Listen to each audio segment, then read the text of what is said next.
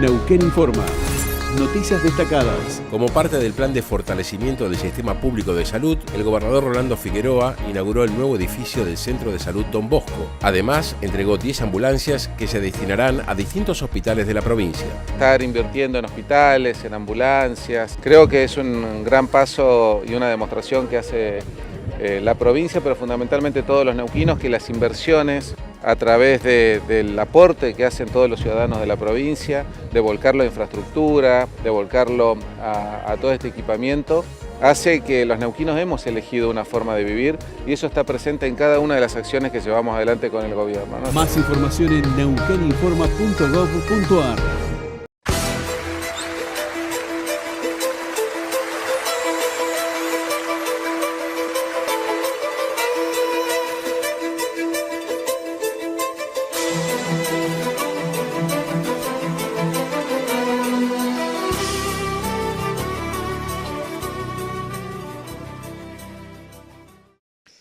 Bienvenido, buenas noches. Aquí estamos como todas las semanas en 24/7, Canal de Noticias, para dedicarnos durante esta hora a analizar los temas que creemos más relevantes.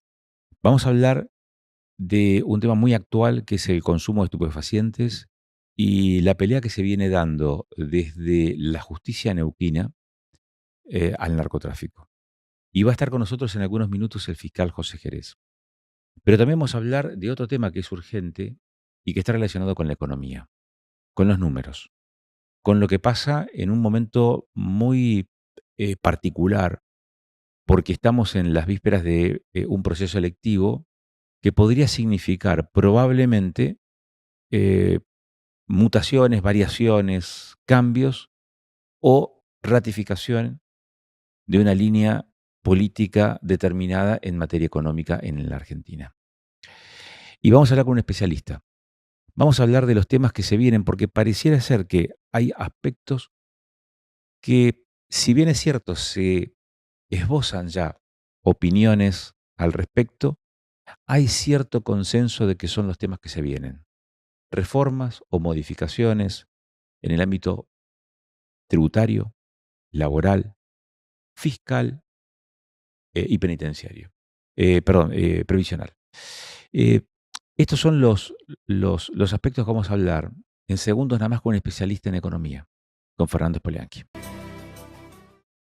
Fernando Spolianchi viene de presentar recientemente su libro sobre economía. Un libro no para economistas, sino para todos los interesados en economía. Y como nosotros somos interesados en la economía y en lo que nos está pasando por este momento, lo invitamos. Lo invitamos antes para hablar del libro, pero ahora lo vamos a invitar para hablar de economía. Gracias, Fernando. Gracias, Agustín, por la invitación. ¿Es para preocuparse el escenario actual? Bueno, yo creo que sí, que estamos otra vez en una nueva crisis, que inicialmente había sido una crisis monetaria, después se transformó en una crisis cambiaria, con una corrida cambiaria significativa, hasta el día viernes de hace 2 semanas, donde obliga al gobierno a viajar a Estados Unidos. Es cierto que era en el contexto de un encuentro de la ONU, pero obliga al equipo económico y al propio presidente a una bilateral con el presidente de los Estados Unidos, reuniones con el secretario del Tesoro de los Estados Unidos, y donde el apoyo manifiesto, expreso, casi irrestricto del secretario del Tesoro de los Estados Unidos diciendo que va a acompañar a la Argentina, eso recuperó cierta tranquilidad en los mercados fundamentalmente, ¿no? Frenó la corrida cambiaria que no se sabía dónde terminaba. Se habían vendido más de 1.100 millones de dólares de las reservas internacionales en el término de 3-4 días del Banco Central. Reservas que no son nuestras, que son dólares prestados, lo cual generaba realmente una situación compleja. El dólar seguía subiendo por encima de la banda cambiaria, que es el régimen que tenemos actualmente, con un piso y un techo. Ya había superado ese techo, con lo cual también se ponía en riesgo el régimen cambiario. Así que fueron días muy, muy complejos. El encuentro en los Estados Unidos y el apoyo explícito del Tesoro de los Estados Unidos calmó circunstancialmente, coyunturalmente, esa efervescencia de esos días, pero implica un nuevo endeudamiento para la Argentina, ¿no? Sea como sea, se habla de un apoyo de 20.000 millones de dólares a través de 3 instrumentos, que es un swap, que es un intercambio de divisas entre Argentina y Estados Unidos, un crédito stand-by de 10.000 millones de dólares, que sería otro endeudamiento más, y la compra por parte de Estados Unidos de los bonos soberanos de la Argentina, es decir, bonos emitidos en dólares que los compraría el Tesoro para unificar el acreedor, ¿no? Esos bonos hoy están distribuidos en distintos fondos de inversión. La idea es que los compre el Tesoro de los Estados Unidos para tener un solo acreedor. Como sea, en la circunstancia que sea y en las variables que sean, es un nuevo endeudamiento para la Argentina. Venimos de un endeudamiento de otros 20.000 millones de dólares en abril con el Fondo Monetario, es decir, no hace 10 años, en abril de este año. Entonces, indudablemente, Agustín, que el programa económico muestra ciertas debilidades, ciertas falencias, luces de emergencia, que empiezan a mostrar que algo no está bien y que seguramente habrá que corregir para tener estabilidad en el tiempo. Hasta acá, el gobierno del presidente Milei lo que logró es una disminución de la inflación atado a un dólar eh, atrasado, por decirlo de alguna manera, su valor me refiero, y una disminución significativa del gasto público, ¿no? Paralizando, entre otras cosas, la obra pública, el financiamiento a la salud, a la educación, es decir, un fuerte ajuste fiscal, un ancla cambiaria con el precio del dólar, que eso hizo que se atrase el tipo de cambio, que Argentina se vuelva menos competitiva, y de esa manera logró disminuir la inflación al 2%, que es lo que estamos ahora en promedio mensual. No alcanza, no alcanza, no es un programa económico integral que permita crecer, desarrollarse, recuperar capacidad de consumo, mejorar los ingresos de argentinas y argentinos, recuperar poder de compra, poder adquisitivo. No alcanza. Hace falta otras políticas económicas ¿Cuáles que serían tienen que ver esas con los otras? impuestos, Sí, con el ¿cuáles serían crecimiento. esas otras políticas económicas? Hasta aquí la mirada diagnóstica, Sí, ¿no? Claro, cuando uno empieza a avanzar en un discurso más propositivo, sí, también hay un margen amplio, digamos, de que sí, eso tenga éxito o no. sí. Y el menú es amplio también. El menú es amplio. Sí, claro, Pero, sí, ¿cuáles son, a tu criterio, las opciones que tiene la Argentina? Digo esto porque mencionabas recién un dólar atrasado, sí, evidentemente atrasado. Siempre que hubo una suerte de atraso en la paridad cambiaria, la Argentina devaluó. así es. Pero eso no resolvió el problema. No, para nada. Tranquilizó las aguas, pero Sí, no resolvió claro. el problema. Sí, sí. ¿Por qué hoy devaluar sería una posibilidad? Y frente a esa, ¿cuáles son las alternativas? Sí, no necesariamente del atraso cambiario se sale con una devaluación cambiaria, ¿no? Que bien lo decís, la historia económica argentina ha mostrado que las devaluaciones cambiarias sin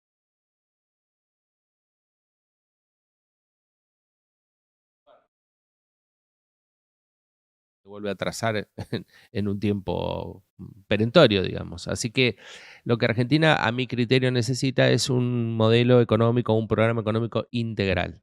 Esto es una reforma impositiva profunda.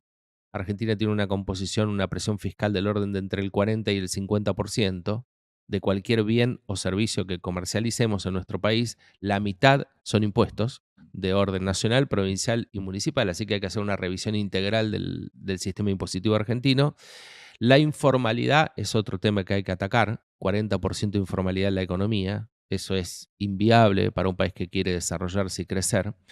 Y después hay que hacer una reforma laboral que te permite incorporar personas en la formalidad del trabajo con un costo menor para el empleador, el que te toma el trabajo, el que genera el trabajo, y condiciones de calidad del trabajo mejores que las que tenemos actualmente.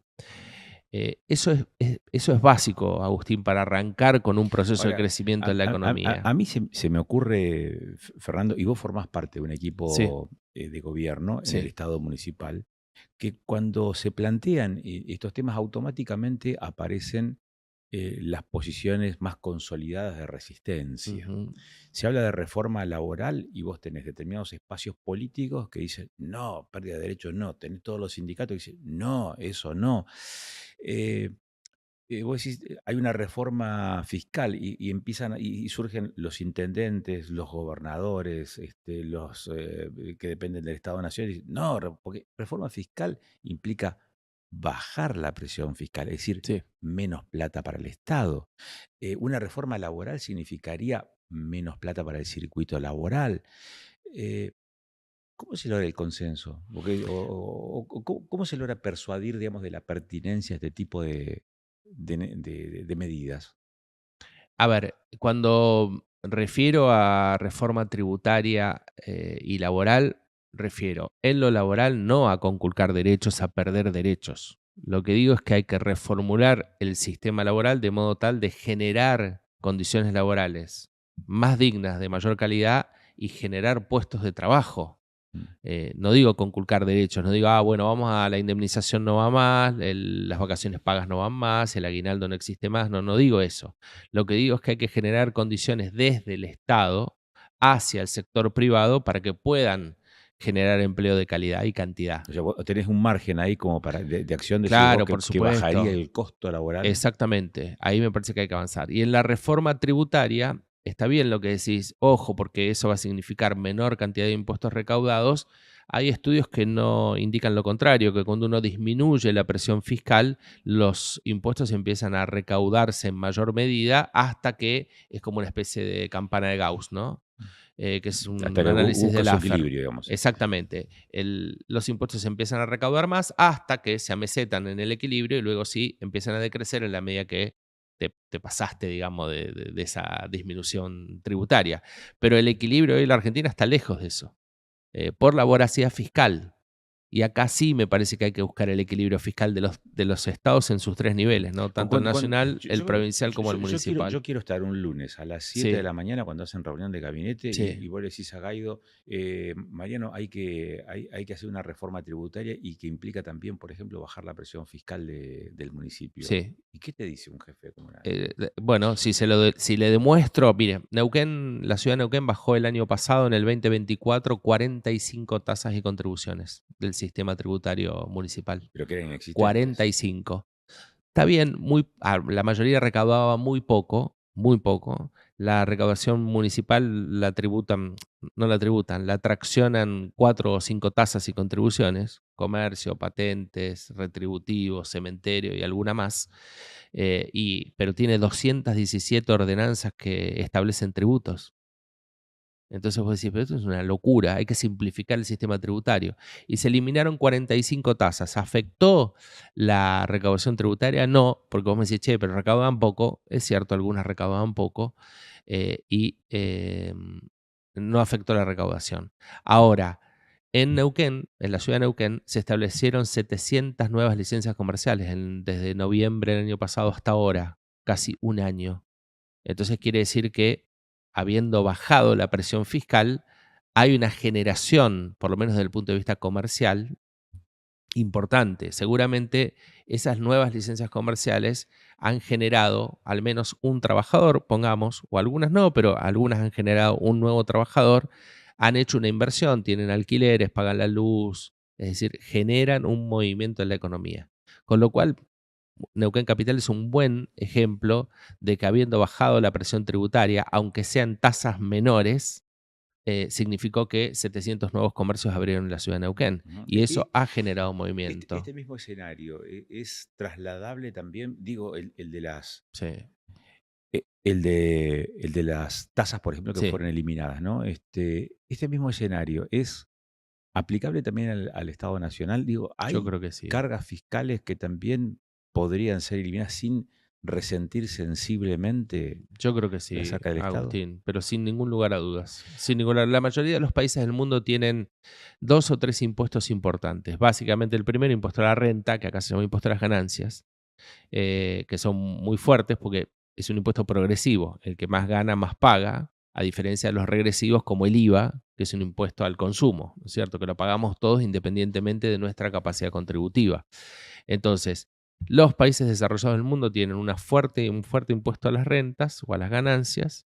Luego tienen impuestos al consumo como el IVA, pero en tasas del 6, 7, 8, 10%, dependiendo del país y el estado, si tomáramos Estados Unidos, es decir, bajos impuestos al consumo, y después no tienen muchos más impuestos. Ujú. Es decir, nosotros acá tenemos impuesto al débito y al crédito, tenemos bienes personales, tenemos montones de impuestos que podrían ser perfectamente eliminados o disminuidos sus alícuotas, y eso generaría un excedente en el comercio, en la industria, en las fábricas y demás, que se volcaría, se reinvertiría en cuestiones productivas. Ujú. O tomar un empleado, hagamos la prueba, salgamos acá en Neuquén y digámosle a un comerciante cualquiera, che, mira, te voy a bajar los impuestos nacionales a la mitad.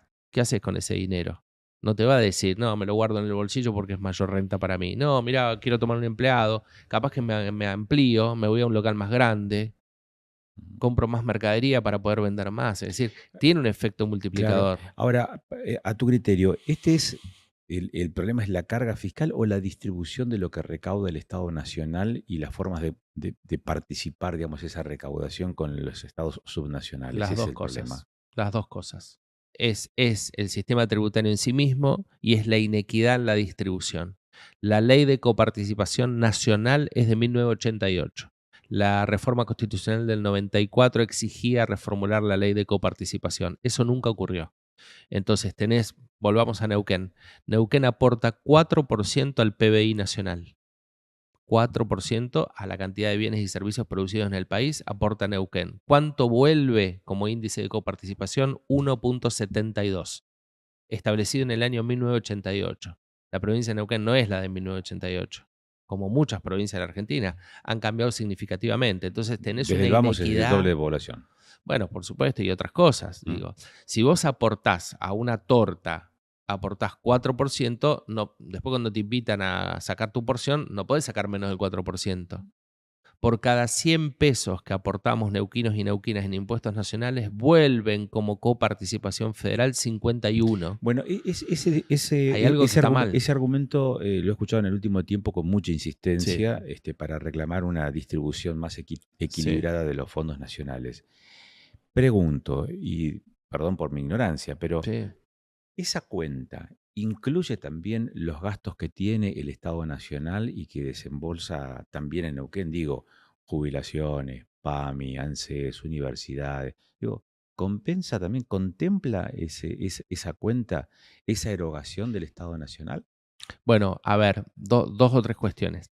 En principio, hay que convenir también que el Estado Nacional, en términos de presencia en las provincias, no solo en Neuquén, ha disminuido significativamente. Por ejemplo, obra pública, por ejemplo, fondos del transporte, por ejemplo, fondos para obras viales, aun cuando recauda impuestos para financiarlo, como el impuesto a los combustibles líquidos, que lo pagamos todos, pero queda en el ámbito nacional y no vuelve a las provincias y a los municipios. Dicho esto, es correcto lo que vos decís. Mirá, ojo que yo tengo jubilaciones pagadas por el ANSES, tengo financiamiento de las universidades nacionales, que está obviamente muy por debajo de Sí. lo que las universidades necesitan, financiamiento a el PAMI, CONICET, un montón de organismos nacionales, muy desfinanciados, también hay que decirlo, ¿no es cierto? Con presupuestos del año 2023, es decir, no están funcionando con los recursos que necesitan. Ahora bien, los fondos de coparticipación son deducidos todos esos gastos, es decir, cuando el Estado empieza a distribuir entre las provincias los fondos coparticipables, ya restó esos fondos que asigna directamente a los organismos. ¿Me Ok. explico? Entonces, están exceptuados esos fondos porque tienen ya destino Han sido específico desglosados anteriormente. previamente a la distribución de la coparticipación. Ujú. Aún así, la inequidad es tremenda, porque Neuquén recibe 51 cada 100 que aporta, pero Formosa recibe 650 cada Por 100 cada que 100. aporta. Y uno dirá, bueno, está bien, porque eso es para evitar provincias ricas y provincias pobres, ¿no? Así nació la coparticipación, que como sistema no está mal. Metemos todos en una bolsa y después distribuimos más justa y equitativamente. El tema es que la distribución no es justa y equitativa. Ujú. Bueno, eso es digamos, la otra cara de la moneda de lo que se conoce también como la justicia social, ¿no? Ujú. A quienes mejor les va, a quienes mejor posicionados están digamos, en el escenario económico, Sí, les son saca un más poquitito castigados. para que aquellos que están más vulnerados puedan mejorar su Sí, condición. y por las propias economías regionales. Es cierto que Neuquén con los hidrocarburos tiene una ventaja comparativa respecto de provincias que no lo tienen, Sí, ¿no es no todas las cierto? provincias tienen regalías. No todos tienen regalías, Neuquén sí tiene regalías. Entonces, hay que buscar un sistema de reparto justo, estamos de acuerdo, pero en la actualidad ese reparto no es justo para nada. Ujú. Eh, ¿Vos creés que después de octubre se soluciona esto? Que digamos que esta efervescencia que tenemos por estos días tiene que ver con el clima preelectoral o es un problema en sí de política económica. Las elecciones siempre han sido en la Argentina un condimento extra para lo que ocurre con la economía. Pero en particular, en este programa económico, creo que hay que hacer correcciones en forma urgente, independientemente del resultado electoral, sea favorable al gobierno nacional o sea adverso, el programa económico no se sostiene más como está. Es decir, tiene un problema estructural en cuanto a la política monetaria, a la política fiscal y a la política cambiaria. Si vos no modificás el programa, llegará octubre y hay que modificar algunas cuestiones. Mostró muchas debilidades del programa cuando tuviste cierta impericia también del equipo económico, que empezó cuando liberan las LEFI, ¿te acordás? Unas Sí. letras que vencían, largan una cantidad de pesos enorme en el mercado, eso hizo presionar sobre el tipo de cambio, aumenta el dólar, el gobierno recepciona ese problema, aumenta las tasas de interés y hoy nos encontramos que tenemos dólar alto y tasas de interés altas. Entonces ahí te muestra cierta debilidad del programa. Algo no funciona. Algo no funcionó en el modelo que habían instaurado la Argentina. Entonces hay que hacer correcciones inmediatas. Tenemos una caída del consumo muy significativa, una pérdida del poder adquisitivo de los ingresos, fundamentalmente salarios y jubilaciones, muy importante. Entonces el consumo no va a recuperar y si no recupera el consumo, el Producto Bruto es difícil que aumente, ¿no es cierto? Es difícil que crezca la Argentina. La segunda variable del Producto Bruto es la inversión. ¿Qué inversión va a llegar a la Argentina si no tenés seguridad jurídica y si ya estás modificando algunas condiciones como por ejemplo el cepo cambiario que se instauró hace 2 o 3 días? Era evitar un rulo, no es que volvió el cepo en su versión anterior, sino que era una restricción que ya estaba y la volvieron a imponer. Es decir, me refiero que hay cambios en los contratos, en la seguridad jurídica, que eso a los ojos de los inversores es una señal de alerta. Y después las exportaciones de la Argentina. Fíjate lo que pasó con las retenciones cero. Instauran retenciones cero por 7.000 millones de dólares o hasta el 31 de octubre, lo que ocurra antes, y en 3 días hábiles liquidaron 7.000 millones de dólares 5 empresas. Entonces, ahí también tenés un cambio significativo en la política impositiva. Retenciones sí, retenciones no, transitorias sí o permanentes. Entonces, cambiás permanentemente las reglas de juego. Y eso genera realmente incertidumbre y desconfianza en un programa económico. Fernando, como siempre, un gusto charlar contigo por la Muchas gracias claridad a con la vos, que se Diego. expone un tema tan complejo como es la economía. Así que agradecido. Muchas gracias.